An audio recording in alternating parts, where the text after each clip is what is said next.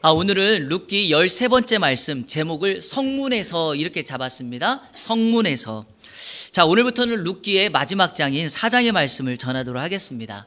룻기는요, 역사서라고 말씀을 드렸습니다. 역사서는 4가지를 집중해서 살펴보면 됩니다. 인물, 사건, 장소, 시간. 그러니까요, 성경을 읽거나 묵상할 때, 공부할 때 역사서, 히스토리를 우리가 공부할 때는요, 마치 드라마를 보는 것처럼 그 안에서 사건을 추적해 가면 좋습니다. 자, 한번 살펴보겠습니다. 룻기 1장.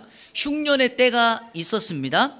먹을 것을 찾아 베들레헴에서 모압으로 이주한 한 가정을 소개했습니다. 기억나십니까? 네, 이 장은요, 보리 추수 때에 모압에서 베들레헴으로 다시금 돌아오는 두 여인을 소개하고 있습니다. 그리고 이 장에서는요, 밭에서 이삭을 줍는 룻이라는 여인을 다루었습니다. 자, 여러분, 1장에서는 한 가정이었는데 2장에서는 두 여인만 등장합니다. 왜 그럴까요? 왜냐하면 1장에 나타났던 한 가정의 남자들, 즉 그 가정의 가장 두 아들이 모압에서 다 죽고 맙니다. 그래서 홀로 남은 그 여성들이 고향으로 돌아오는데, 참 불행 중 다행이라고 말할 수 있는 것은 아버지가 돌아가시고 두 아들이 죽기 전에 이 엄마가 두 아들의 아내를 선택해 주었다는 것입니다. 홀로 남은 나오미가 고향 베들레헴으로 돌아올 때, 한 며느리 룻은 어머니를 끝까지 쫓았고요, 또 한 며느리 오르밧은 모압이라는 고향에 남아서, 즉 두 여인이라고 말했던 그 여인이 나오미와 룻 두 여인이 2장에 등장을 하고 있습니다. 자, 룻기 3장은요, 보리 추수, 밀 추수가 다 끝났을 때에 타작마당에서 엘리멜렉의 친족이었던 보아스가 등장하고 룻이라고 하는 여인이 이 보아스에게 청혼하는 모습을 다루었습니다. 여러분 기억나시죠? 룻이 새벽에 보아스가 잠자고 있던 곳에 찾아가서 발치 이불을 들고 누웠다. 이것은 청혼하는 장면이고, 보아스가 그 룻의 청혼에 응답하여 내가 너를 아내로 맞아들이겠다, 기업 물을 자의 책임을 약속하는 말씀. 자, 여기까지가 우리가 지난주에 살펴본 말씀이고요, 오늘은 룻기 4장의 말씀을 들어가도록 하겠습니다. 보아스가 룻의 청혼을 받아들인 후에, 기업 물을 자의 책임을 이행하기 위하여 어떤 절차를 밟고 있는지를 오늘 말씀이 우리에게 소개하고 있습니다. 자, 먼저 룻기 3장 18절의 말씀을 읽으면서 오늘 말씀을 이어가 보도록 하겠습니다. 룻기 3장 18절 시작. 이에 시어머니가 이르되 내 딸아, 이 사건이 어떻게 될지 알기까지 앉아있으라. 그 사람이 오늘 이 일을 성취하기 전에는 쉬지 아니하리라 하니라. 보아스에게 청혼을 하고 돌아온 룻이 집에 돌아와서 어머니에게 자신에게 일어났던 모든 내용, 자초지정을 설명합니다. 그리고 난 다음에 나오미가 오늘 28절 말씀을 이렇게 하는 거죠. 보아스는 자신이 한 말에 책임을 지며 자신이 그 약속을 성취하기까지 쉬지 않을 것이다. 그래서 제가 지난주에 설교에 보아스는 실천하는 사람, 행동하는 사람이다 라고 말씀을 드렸습니다. 자, 여러분, 오늘 18절에 오늘 이 일을 성취하기까지, 오늘이라는 말을 강조하면서 보아스는 쉬지 않고 자신이 약속한 바를 행동하기 시작합니다. 그래서 여러분, 3장과 4장은 연결되어 있습니다. 오늘 3장 18절 말씀이 맞춰진 다음에 4장 1절이 이렇게 시작하죠. 보아스가 성문으로 올라가서 거기 앉았다. 자, 여러분, 하룻밤을 지나고 새벽이 되었습니다. 그리고 보아스는 성문에 앉았다. 그래서요, 오늘 성경 말씀 4장 1절을 보면은요, 원문에 그리고라는 and라는 접속사가 포함되어 있습니다. 3장과 4장을 연결했고, 그리고 보아스는 바로 성문으로 올라갔다. 자, 그런데 제가 오늘 말씀 통해서 여러분에게 한 가지 추가해서 드리고 싶은 말씀이 있습니다. 성경을 영어로 번역한 영어 성경 NIV에 보면은요, 이 4장 1절의 시작을 and라는 접속사를 쓰지 않고요, meanwhile이라는 접속사를 썼어요. meanwhile. 여러분, 이게 무슨 뜻이냐면 뭐뭐 하는 동안, 반면에 이런 뜻이에요. 자, 그러면 제가 3장과 연결해서 보아스가 자신이 약속한 바를 얼마나 열정적으로 성취하는지를 설명해 볼게요. 자, 이겁니다. 새벽이 되었습니다. 타작마당에서 보아스는 룻에게 볼이 6번 되어 주었죠. 그리고 그녀를 돌려보냈습니다. 그리고 룻은 집에 돌아가서 나오미에게 자신에게 일어났던 일을 설명합니다. 자, 룻이 어머니에게 설명하는 동안 보아스는 뭐 했다고요? 곧바로 성문으로 올라갔다는 거예요. 그래서 영어 단어 meanwhile을 쓴 거예요. 뭐뭐 하는 동안. 자, 또 하나 이렇게 볼게요. 날이 밝자 룻은 집으로 돌아갔고 반면에 보아스는 어디로 갔다? 집으로 간 것이 아니라 반면에 그러니까 성문으로 갔다 이런 말입니다. 그래서 여러분 NIV 성경이 이렇게 meanwhile이라는 접속사를 쓴 거예요. 이해가 되시죠? 그것은 NIV 성경이 보아스의 믿음, 보아스의 행동을 강조하고 싶기 때문이죠. 보아스는 행동하는 사람이며 자신의 행동을 책임지는 사람입니다. 자, 그러면 보아스는 왜 성문으로 올라갔을까요? 여러분, 결혼을 하려면 성문으로 갈 것이 아니라 어디로 가야 돼요? 집으로 빨리 가야죠. 결혼 준비를 해야죠. 결혼식을 준비하고 혼수를 마련해야 될 거 아닙니까? 그런데 보아스가 성문으로 갔다는 것은 결혼에 앞서서 먼저 해결해야 될 문제가 남아 있었기 때문입니다. 자, 룻기 3장 12절 한번 보실까요? 제가 읽어볼게요. 참으로 나는 기업을 물을 자이나 기업 물을 자로서 나보다 더 가까운 사람이 있으니. 룻의 청혼에 대해서 보아스가 응답하면서 자신보다 더 가까운 기업 물을 자가 있다. 그러니까 여러분, 보아스보다 먼저 우선권을 가지고 있는 친족이 있기 때문에 그를 무시하거나 그를 그냥 뒷전으로 놓고 룻과 결혼할 수 없었다는 것입니다. 여러분, 보아스의 가지고 있는 재력과 인품 정도, 사람들에게 칭송받는 걸 생각해 보면 이 사람을 무시하고 결혼할 수도 있을 거예요. 하지만 보아스는 그렇게 하지 않습니다. 왜냐하면 그것은요, 윤리적으로나 법적으로 문제가 생길 이유가 커요. 자, 여러분, 이게 우리가 배워야 될 참된 신앙인의 모습이에요. 보아스는요, 얼마나 우리에게 신앙인의 모델이 되는지 몰라요. 왜냐? 그는 하나님께서 기뻐하시고 원하는 참 신앙인의 모습의 모델입니다. 여러분, 종종 우리가 하나님의 뜻이라는 이유로요, 주변의 관계, 이웃과의 관계 이런 것들을 쉽게 허물면서 무시하면서 내가 하고 싶은 일을 할 때가 종종 있습니다. 보아스의 경우가 그러합니다. 왜? 내가 힘이 있고 권력도 가지고 있으니까 룻과 결혼하는데 전혀 문제가 없을 것이다 라고 생각할 수 있겠지만 보아스는 그것을 원치 않았던 거죠. 왜냐? 법적으로 윤리적으로 자신보다 더 가까운 기업 물을 자가 있었기 때문이다. 그러나 전에도 한번 말씀드렸지만 보아스의 신앙과 인품을 생각해 본다면 당연히 이렇게 해야만 했습니다. 왜냐하면 여러분, 룻이 모압의 이방 여인 아닙니까? 그녀는요, 원래대로 말하자면, 율법적으로 말하자면 정상적인 루트를 통해서 이스라엘 사람과 결혼할 수 없는 사람입니다. 그러니까 이런 결혼을 한다면 그녀는 평생에 주홍 글씨를 아마 새기고 살아야 될지 몰라요. 저 룻바바 모압 사람인데 이스라엘의 보아스를 꼬드겨서 저렇게 결혼한 거야. 아마 이런 평가를 받게 될 줄도 모릅니다. 또 하나, 여러분, 제가 전에 설교할 때 보아스 어머니가 누구라 그랬죠? 기생 라합이에요. 여러분, 어머니 밑에서 보아스가 자라면서 어머니가 왜 이렇게 한편이 늘 그림자가 있을까를 생각해 본 거죠. 왜냐? 여리고에서 하나님의 은혜로 구원을 받았고 그의 집안이 살았지만 이 라합은 평생 동안에 내가 왜 과거의 그런 아픔과 상처를 가지고 살았을까? 내가 살문을 만나 가정을 이루었지만 내 자녀들만큼은 이런 아픔을 주면 안 되겠다. 그래서 보아스에게 자신의 아픔과 상처가 있지만 그러한 아픔을 갖고 살게 하고 싶지 않아서 얼마나 많은 여러분 이야기와 그런 관심을 가졌겠습니까? 보아스는 그것을 익히 잘 알고 있었기 때문에 자신의 배우자가 될 룻이 평생 동안에 이런 아픔과 상처를 갖고 살기를 원치 않았던 것이죠.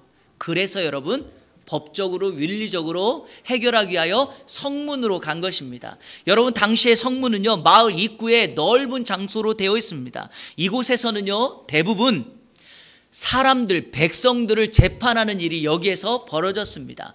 여러분, 룻기가 사사시대라는 거 기억나시죠? 사사시대는 왕이 없었고 지도자가 없었습니다. 그러니까 사람들이 각기 소견에 옳은 대로 살았다 그랬죠.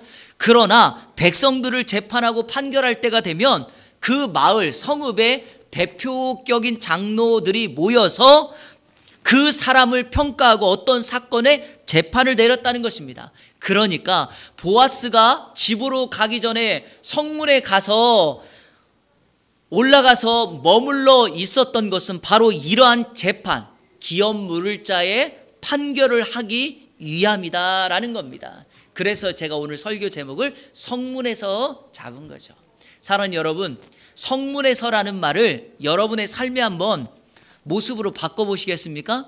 여러분의 직장에서, 여러분의 가정에서 오늘과 같은 하나님의 사람으로서 하나님의 말씀을 성취하는 그 은혜와 역사가 일어나기를 축원합니다. 축복합니다. 그래서 여러분, 이 성문에서 하나님의 역사가 어떻게 이루어지고 보아스는 기업 물을 자의 절차를 어떻게 이루어 가는지 오늘 세 가지를 오늘 본문 말씀 중심으로 여러분에게 간략하게 소개하도록 하겠습니다. 자, 성문에서 일어나는 재판의 과정. 첫 번째, 당사자를 배석시킵니다. 여러분, 당사자가 와야 돼요. 그 당사자가 누구예요? 보아스는 있으니까 보아스보다 더 가까운 기업 물을 자가 거기에 와야 됩니다. 자, 룻기 4장 1절 다 같이 한번 읽어볼까요? 시작. 보아스가 성문으로 올라가서 거기 앉아 있더니 마침 보아스가 말하던 기업 물을 자가 지나가는지라. 보아스가 그에게 이르되 아무개여 이리로 와서 앉으라 하니 그가 와서 앉음에. 여러분, 룻기 2장에서 제가 여러분에게 강조했던 마침이라는 단어가 또 등장합니다. 여러분, 마침, 우연히 보아스보다 더 가까운 기업 물을 자가 지나가고 있었습니다. 자, 이른 아침에 마침 그 사람이 지나가는데 정말 우연일까요? 어떻게 생각하십니까? 아닙니다, 여러분. 믿음의 사람에게는 우연이 아닙니다. 믿음의 사람에게는요, 기도하고 결정한 일, 기도하고 선택한 일에 대해서 살아계신 하나님께서 그 우연을 필연으로 바꾸시는 섭리하심을 이루어냅니다.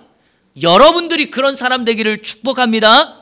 여러분, 보아스가 기업 물을 자의 책임을 이행하겠다고 룻에게 약속했던 말씀 한번 볼게요. 룻기 3장 13절 하반절 제가 읽어보겠습니다. 만일 그가 기업 물을 자의 책임을 내게 이행하기를 기뻐하지 아니하면 여호와께 살아계심을 두고 맹세하노니 내가 기업 물을 자의 책임을 내게 이행하리라. 아침까지 누워 있을지니라 하는지라.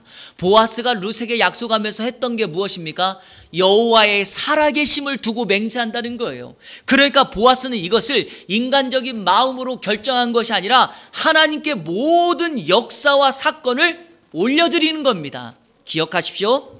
우리 오늘 이 땅을 살아가는 성도들이요, 우리 인생에 만나는 문제를 하나님께 올려드리면 하나님은 우리의 인생에 나타나는 사건이 마침 우연 같아 보이는 것을 섭리하셔서 필연으로 바꿔내는 줄로 믿습니다. 바로 그 역사가 오늘 우리에게 필요합니다. 자, 여러분, 그렇게 지나가는 사람을 성문으로 올라오도록 보아스가 초청합니다. 자, 오늘 말씀에서 우리가 주목해야 될 거, 놀라운 것이 하나 있죠. 보아스보다 더 가까운 사람, 기업 물을 자의 이름이 없어요.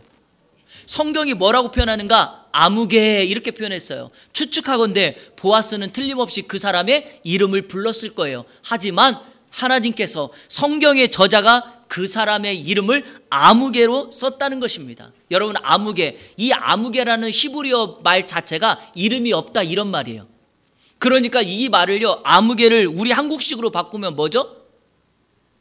우리 여러분 이름을 잘 알지 못하거나 이름이 없는 사람을 주로 마을이나 동네에서 뭐라고 불러요?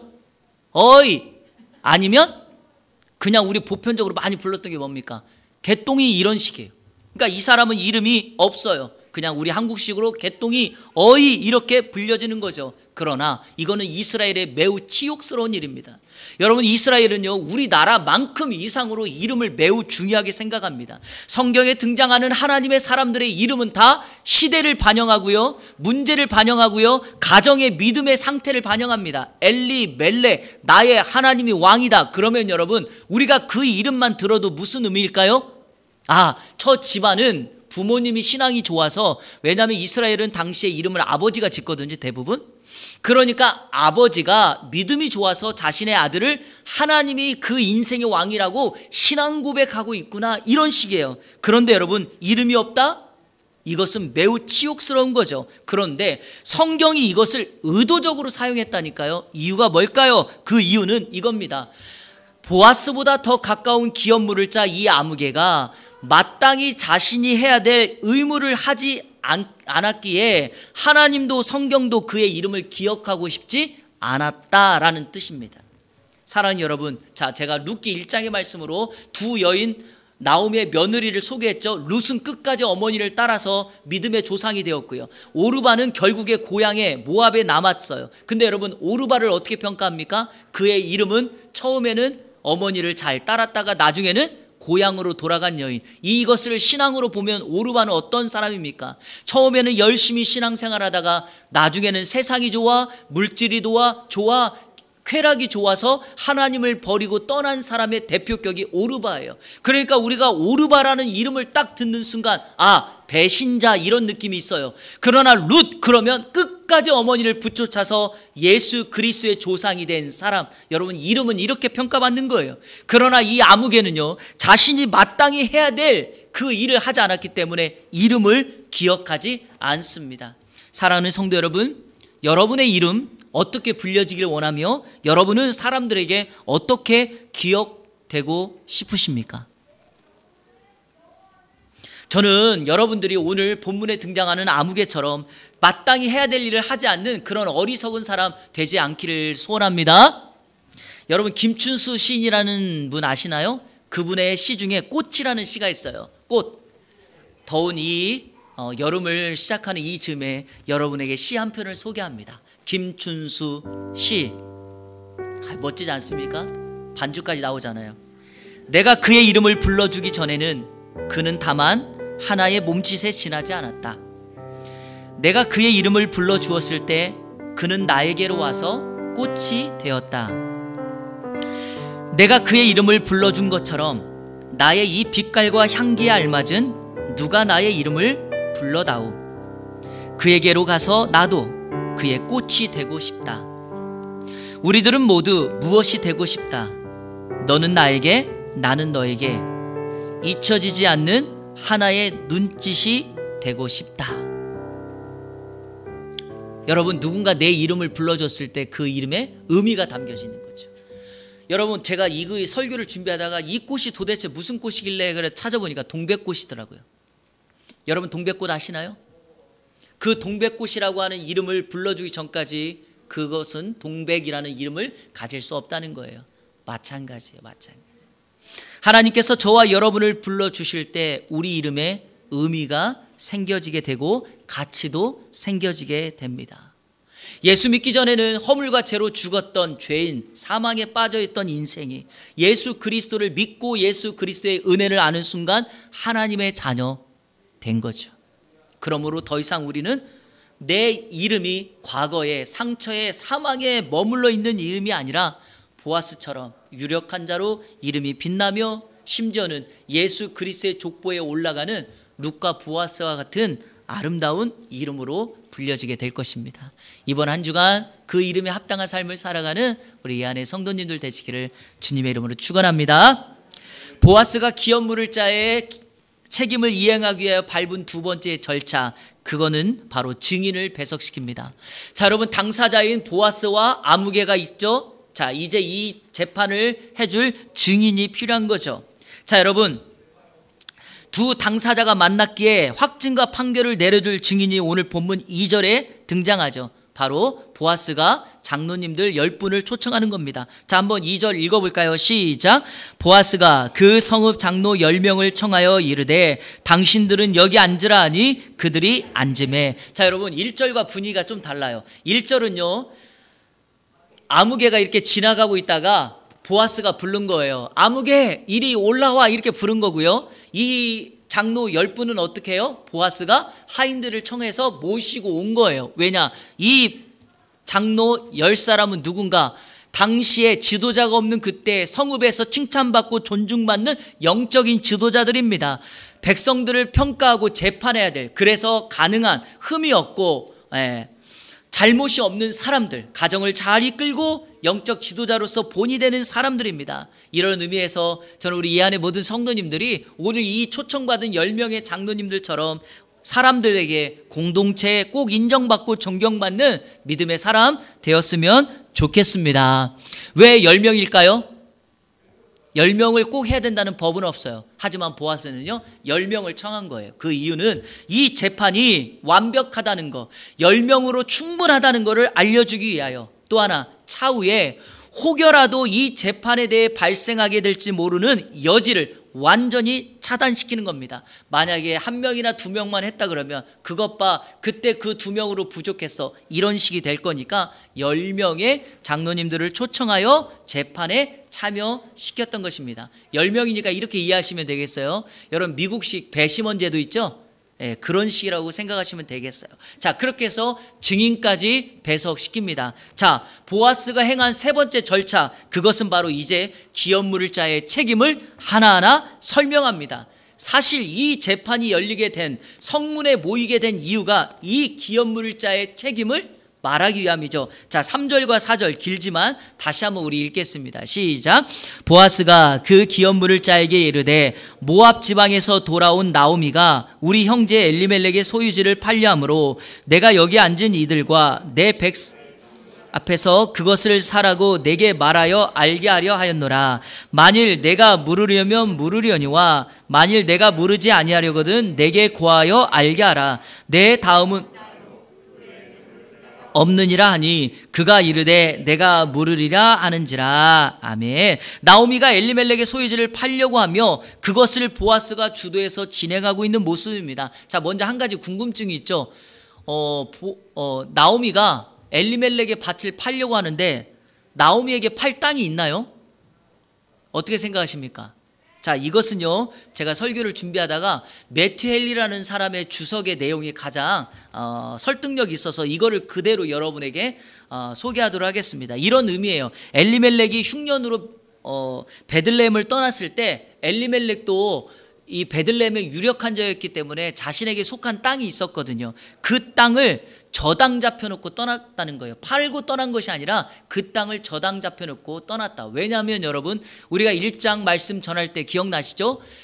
엘리멜렉 가정은 먹을 양심만 찾고 곧바로 돌아오려고 했죠. 그 시간이 10년 동안 못 돌아올 거라고는 생각을 안 했기 때문입니다. 자, 그래서 그 땅을 이제 아들도 없고 당사자도 없으니 나오미가 그 땅을 팔려고 한다라고 말을 하며 보아스가 이렇게 말합니다.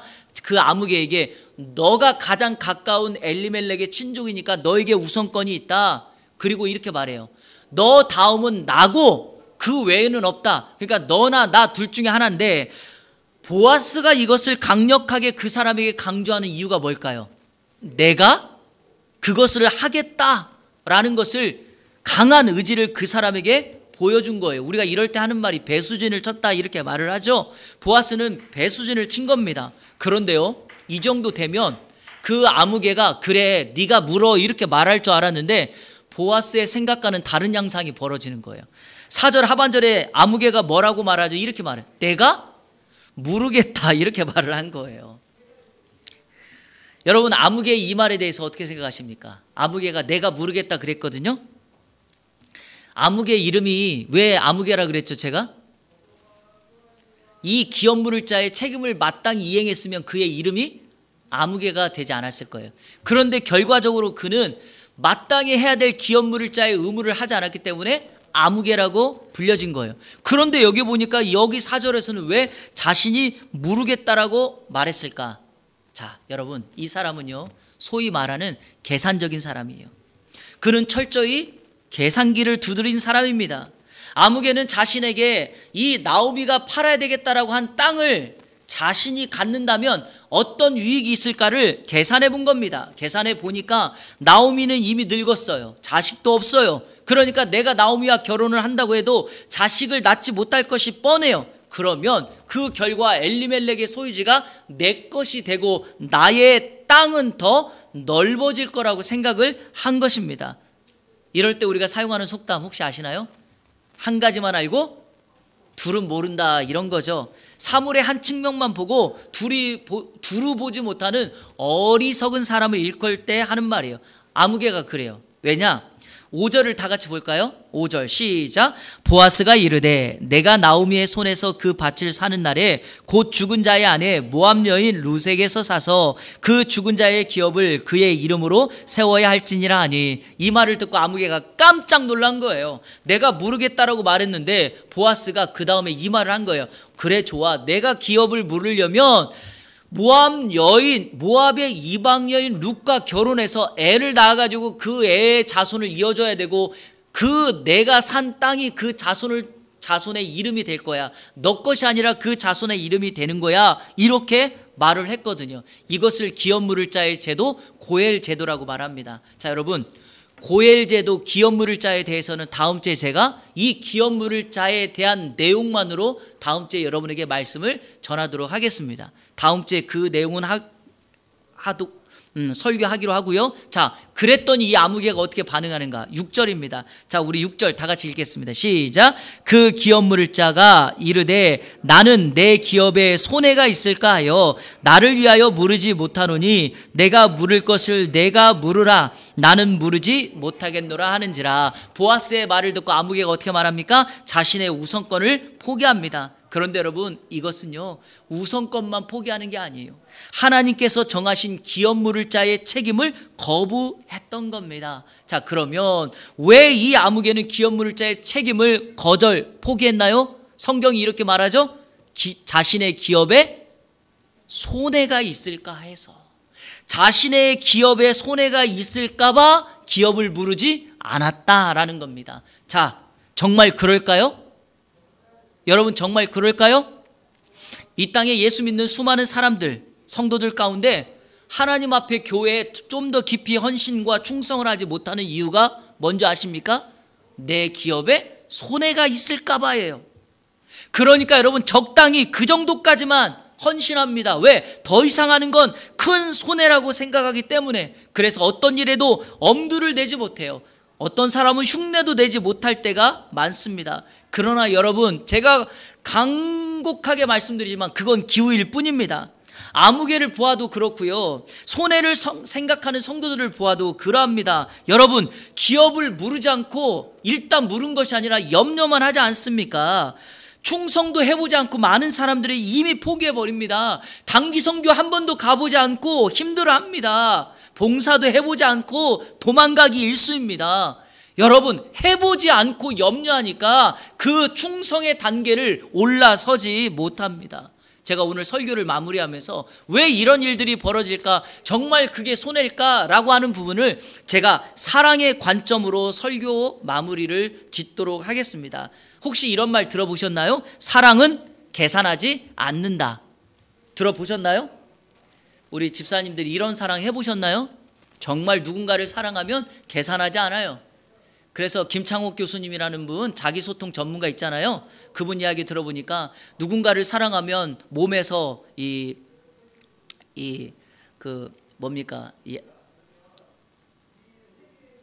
엔돌핀이 확 솟아나가지고 갑자기 이상해진다는 거예요. 첫 번째 이상한 행동은 혀가 짧아진다는 거예요. 정상적인 발음을 하지 못한다. 그리고 두 번째, 제정신이 되지 않는데요. 왜? 남자는 파주 살고 여자는 저 끝에 광주 이런 데 사는데도요, 남는 건 시간밖에 없다고 데려다 준다는 거예요.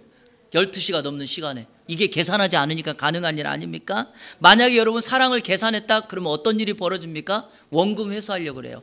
내가 들은 거, 내가 드린 거, 내가 쓴 거, 내가 준 거 다 도로 받기를 원한다는 거 아닙니까?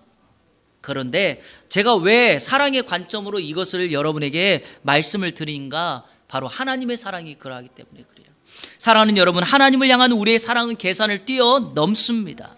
하나님은 누군가를 사랑할 때 계산하고 사랑하지 않습니다. 하나님은 우리를 먼저 사랑해 주셨고 우리의 자격이나 조건을 보고서 우리를 사랑한 것이 아닙니다. 그래서 혹자는 하나님의 사랑을 눈먼 사랑이라고 말했습니다. 상식적으로 사랑의 관점으로는 도저히 설명할 수 없고 이해할 수 없는 사랑을 우리에게 베풀어 주셨습니다. 세리장 삭개오를 보십시오. 사람들은 세리장으로서 동족의 피를 빨아먹는 존재라고 욕하며 손가락질했지만 우리 주님께서는 삭개오를 있는 모습 그대로 받아주셨습니다. 창녀였던 사람, 귀신 들렸던 한 여인, 인생의 아픔과 상처를 가지고 있었던 막달라 마리아를 우리 주님은 사랑의 눈으로 바라보시고 그 여인의 귀신 들림을 쫓아주시고 그 여인을 한없이 사랑해 주셨습니다. 그러기에 이 여인도 우리 주님 십자가에 달려 죽으셨을 때 그 곁을 떠나지 않고 끝까지 쫓아간 것 아닙니까? 그래서 예수 그리스도 부활의 첫 증인이 바로 막달라 마리아가 아닙니까?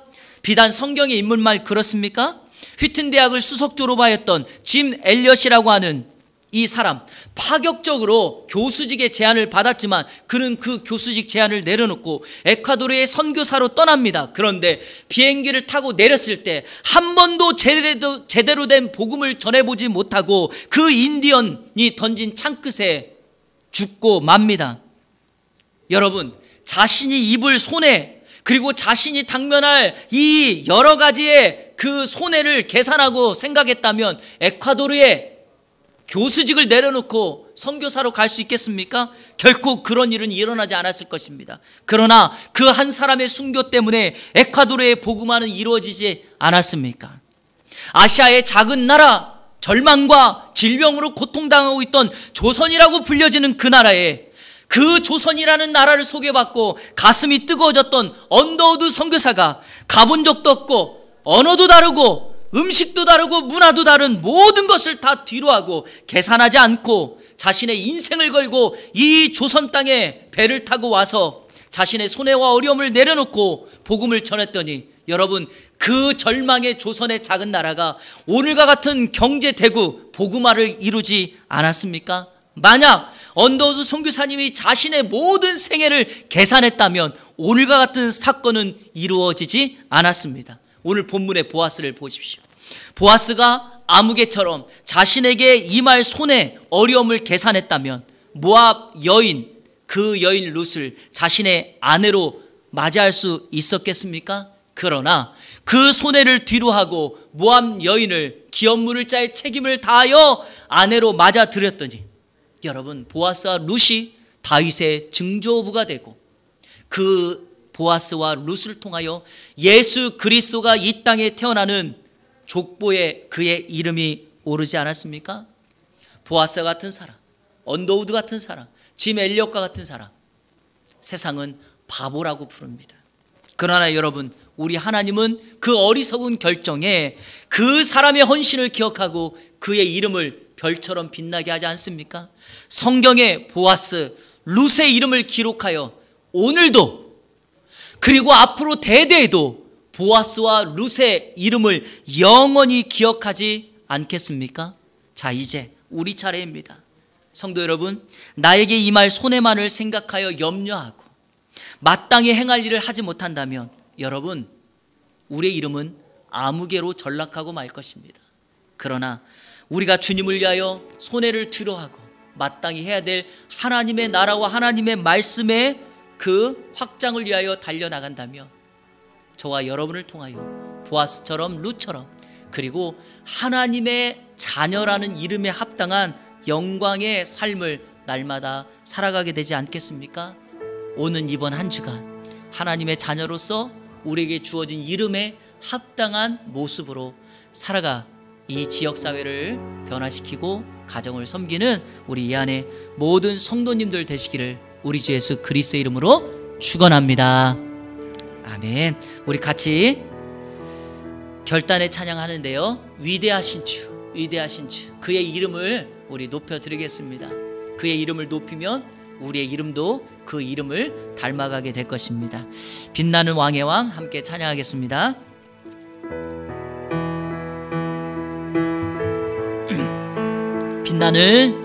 빛나는 왕의 왕, 영광의 주님, 온 땅 기뻐하라 온 땅 기뻐하라 광채에 옷 입고 어두움 물리쳐 저 원수는 떠내 저 원수는 떠내 위대하신 주 위대하신 주 찬양의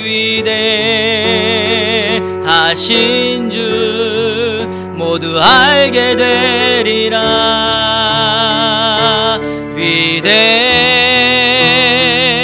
위대하신 주 다시 한번 위대하신 주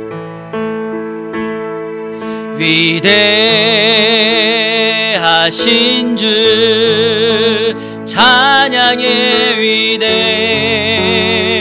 위대하신 주 모두 알게 되리라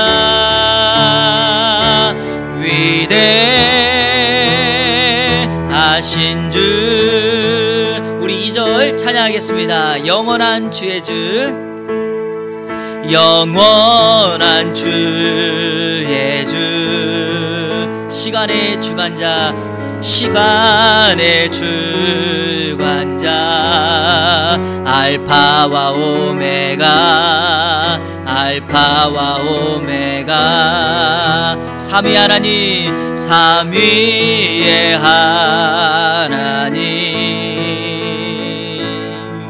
아바 성령 예수 사자와 어린 양 사자와 어린 양 위대하신 주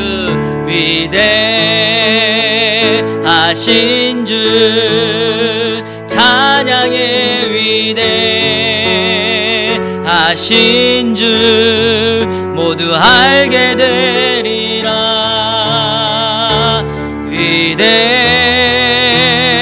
위대하신 주 모든 이름 위에 뛰어나신 이름 모든 이름 위에 뛰어나신 이름 다 찬양의 위대하신 주 위대하신 주 위대하신 주 위대하신 주 찬양의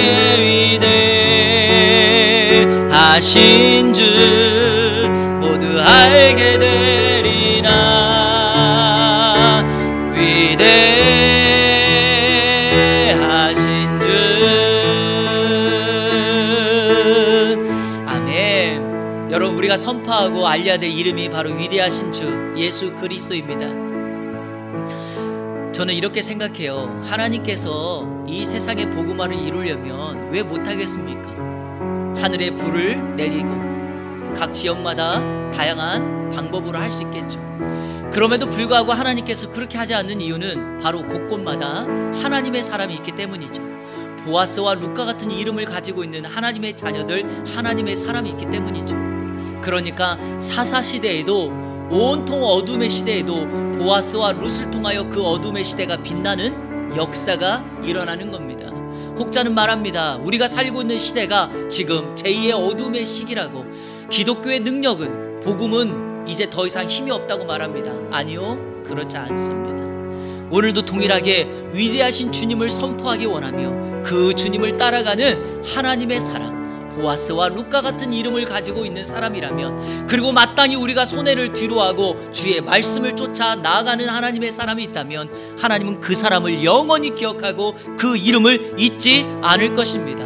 사랑하는 성도 여러분, 여러분의 자녀들은 여러분의 엄마 아빠의 역할을 보면서 앞으로 어떻게 기억되기를 원하십니까? 여러분, 모든 경제적인 부분을 다 채워졌지만 아이들의 영적인 빈곤함 때문에 엄마가 나에게, 아빠가 나에게 해준 것이 없다라고 제가 미국에서 사역할 때 늘 들었던 그런 말을 여러분 듣고 싶으십니까? 아니면 어떤 상황에도 하나님을 붙들고 타협하지 않고 하나님이 우리의 인생을 책임진다는 마음을 가지고 끝까지 주의 길을 쫓아간다면 여러분, 하나님이 그 인생을 왜 책임져 주지 않겠습니까? 저는 믿습니다. 여러분 차례입니다. 우리 차례입니다. 이제 우리를 통하여 그 하나님의 그 이름의 빛남을 이어가는 또 다른 역사는 계속될 것입니다. 오늘 말씀을 생각하면서 하나님, 힘들고 어렵지만 아무개처럼 자신의 손해를 생각하여 염려 때문에 마땅히 해야 될 말씀 성취 의무를 다하지 못하는 어리석음을 내려놓고 어떤 힘든 중에도 보아스처럼 그 일을 수행했을 때 그의 이름이 하늘의 별처럼 빛나는 그런 역사가 일어났던 것처럼 하나님, 나에게도 우리 교회에게도 우리의 가족, 우리 자녀들에게도 동일한 역사를 허락하여 주옵소서. 위대하신 주님의 이름을 붙들고 그분을 반사하는 인생 살게 하여 주옵소서. 우리 다 같이 합심하여 결단하여 기도합니다. 하나님 감사합니다. 오늘 말씀을 통하여 성문에서 일어났던 사건을 살펴보았습니다. 아무개가 마땅히 해야 될 의무를 다하지 않아요 그의 이름이 아무개로 전락하고 자신의 손해 때문에 하나님의 말씀을 성취하지 못했던 어리석음을 보았습니다. 하나님, 우리도 오늘 말씀 붙들고 아무개로 전락하는 인생 살지 않게 하여 주옵소서. 하나님, 말씀을 쫓아 살아가게 하여 주시고 보아스처럼 힘들고 어렵지만 마땅히 해야 될 일을 결정하고 그렇게 순종하며 살아가는 우리의 삶이 될 수 있도록 인도하여 주옵소서. 우리 사랑하는 성도들, 세상에서 찢기고 어려울 때가 많았지만 그럴 때마다 위대하신 주님을, 그의 이름을 붙들고 모든 이름 위에 뛰어나신 그 이름을 붙들고 나아가는 성도의 삶을 살아가게 하여 주옵소서. 이번 한 주간도 하나님의 이름 그리고 하나님의 자녀로서의 합당한 이름을 가지고 살아가게 하여 주시고 만나는 사람 모두에게 그리스도의 향기를 바라는 하나님의 사람의 삶을 살게 하여 주옵소서. 우정을 나누고 룻처럼 친구가 되어주는 삶을 살아가게 하여 주시고 그 모습 때문에 이 지역사회가 복음화되고 우리의 자녀들이 주님을 만나고 세상에 타협하지 아니하고 하나님의 말씀대로 순종하며 살아가는 주의 역사가 있게 하여 주옵소서.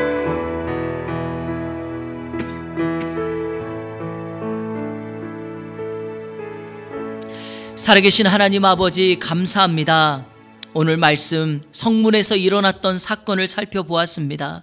우리 성도들의 살아가는 그 삶의 현장이 오늘 말씀에 등장하는 성문의 역할을 하는 곳이 되게 하여 주옵소서.